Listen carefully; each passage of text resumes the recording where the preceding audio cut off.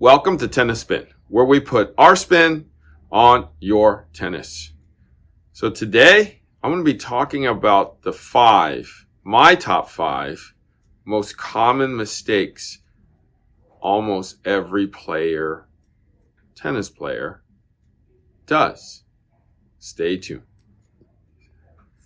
All right, guys. So as a lot of you guys know, I've been in the tennis business for 32 years now.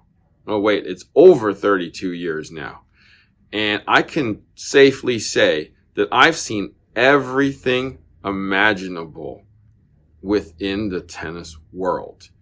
And these are the top five most common mistakes that I see every tennis player make. Okay? So my number one is so many people come in and say, oh, I'm not getting any power from the racket. My ball hits the net so much, or it goes straight into the ground. Well, if you're having that problem, guess what you're doing? You're gripping the racket too tight. When you grip the racket too tight, nothing releases. Your wrist doesn't release. Your racket doesn't release.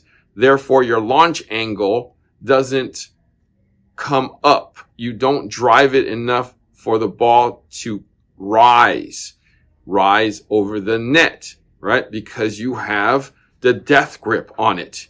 If you ever strike the ball and it goes straight into the ground, right, you're probably gripping it too tight. Either that or you just straight up missed, okay? Or if you hit the bottom of the net, middle of the net, right, you gripped it too tight, okay? That's the most common mistake everybody makes. And even high-level players do that. You know, when you get tight, right, when you get stressed, when you aren't having a good day out there, right, first thing we do is we probably grip the racket too tight. And we don't even know that. We don't even notice that.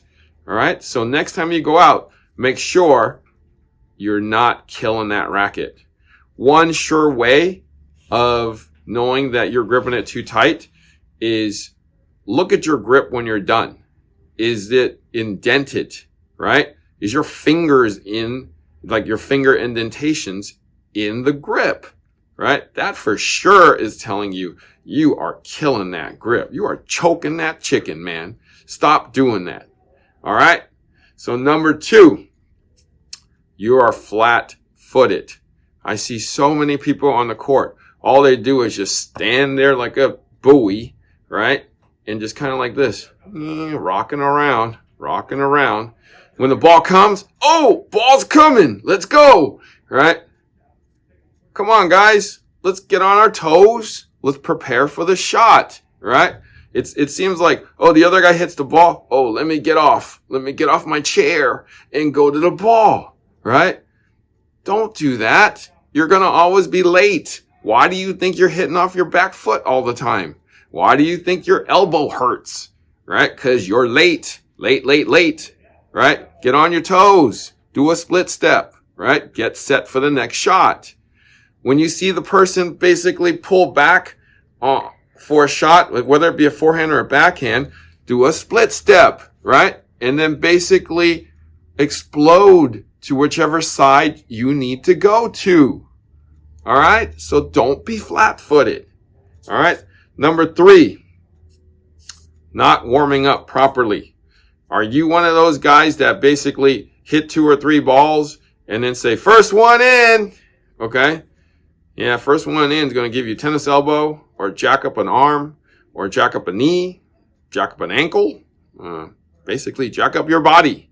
Okay? Try to warm up. I know time is of the essence and we are all, deprived of time, probably on the court or, your time is limited depending on where you are, but maybe get to the court 30 minutes, do some jumping jacks, jump some rope, walk up some steps, right? Try to get a proper warm up. If you can't have time on the court to warm up, if you have the court for, all day or hours, then warm up properly. Okay. I know we want to play the 2 sets or we want to get our set out of the way so we can proceed with our life, but try to warm up, okay? Get the body warmer. As we get older, we need to warm up. I mean, as a teenager, I never warmed up, right? I basically started shooting cannons off the serve immediately, right? So what did that give me now? Well, I got torn rotator cuff, jacked up elbow, both my knees are jacked up, I got jacked up ankles, my hips hurt, okay? So if you're young, right, you're going to pay for it later. If you're old, you know what I'm talking about, all right? So no matter what age you are, warm up. So number 4, a lot of people tell me my only exercise is tennis. Well, great. It's a great sport, right? But try to do something on the side. Maybe do a little treadmill once or twice a week. Do a little weightlifting, little conditioning once or twice a week. Maybe stagger that. Try to maybe get into the gym or do a little jog a few times a week too, so that you can be in condition and be in better condition to play your tennis, right? Because tennis is a grueling sport. It's a lot of stopping and going. A lot of your joints take a lot of punishment. So working out for your tennis is probably going to make your tennis that much better. So if you can, right, do a little jogging, right? Do some kind of calisthenics. Go into the weight room. Do some chest. Do some, upper body. Do some legs another day. Just try to condition yourself so that you can be maybe a better tennis player, right? Prepare for your tennis. Work out for your tennis. It'll give you that first explosive step. All right? So try that. Okay. Number 5. I see so many people out there basically using old balls. And I don't mean the balls that you opened last week and are recycling once or twice. I mean the balls that have been in your bag for a year. Okay? Like the ones that have no fuzz left, have dirt on them. They ain't even green or yellow anymore. They're straight up brown. I get it, okay? But we're in America. Balls are like, you can get them as low as $2-3. All right? Use them once or twice, 3 or 4 times, but don't use naked balls. Naked balls aren't good for you, right? They have no bounce, right? They wind up bouncing to you with 2 to 3 to 4 bounces, and then you hit them, right? They're not great for your arm. They're actually dead. You're hitting with now dead balls.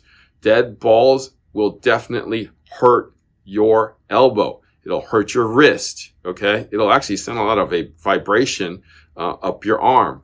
So try invest in a can of balls once in a while. I know sometimes it's a pain to get to the store, but maybe buy like a 6-pack or go to Costco and buy, at least do that and buy those balls. They're relatively inexpensive over there. All right. So that's my top 5 things that I see a lot of tennis players, if not all tennis players, mistakenly do all the time. Thank you for watching Tennis Spin, where we put our spin on your tennis.